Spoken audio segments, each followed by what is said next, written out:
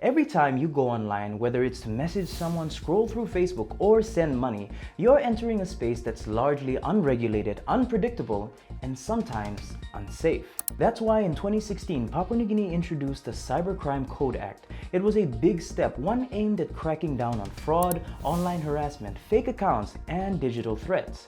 But nearly a decade later, there's a tough question we need to ask.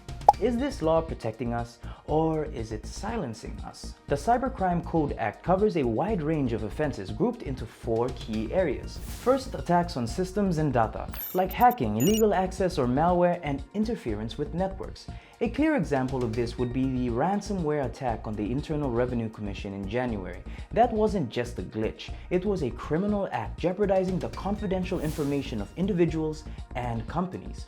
Second, content-related offenses. Things like explicit material containing nudity, online harassment, spam, circulating fake news that is defamatory or can cause harm to another person or property. Cyberbullying, especially on platforms like Facebook, falls squarely under this category. Third, we have copyright-related crimes. And fourth, identity and fraud-related offenses. This includes using fake names, creating false accounts, or impersonating others online, also known as catfishing.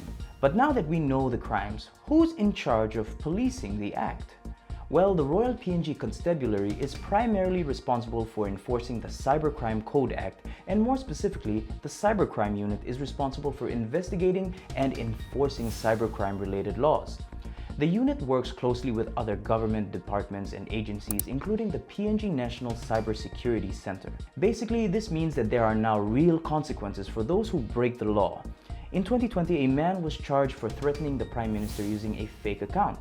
But here's where things get complicated. While the law targets real dangers, critics say some sections are too broad, meaning it could be used against people speaking out online like journalists, members of the opposition, activists, and even you. The late Sam Mekere Morota raised serious concerns about the act, saying there's a risk that it could be used as a tool to punish free speech. His words? Freedom of speech and a fearless independent media are the cornerstones of democracy. So where does that leave us? Yes, we need laws to fight actual cybercrimes, but we also need to be clear. Laws should protect people, not silence them. Do you think PNG's Cybercrime Act is doing what it was meant to do, or has it crossed the line? Let us know what you think in the comments. Thanks for joining us on Papua TV. Stay tuned for more stories that inspire and inform. Subscribe for more compelling stories from Papua TV, the voice of Papua.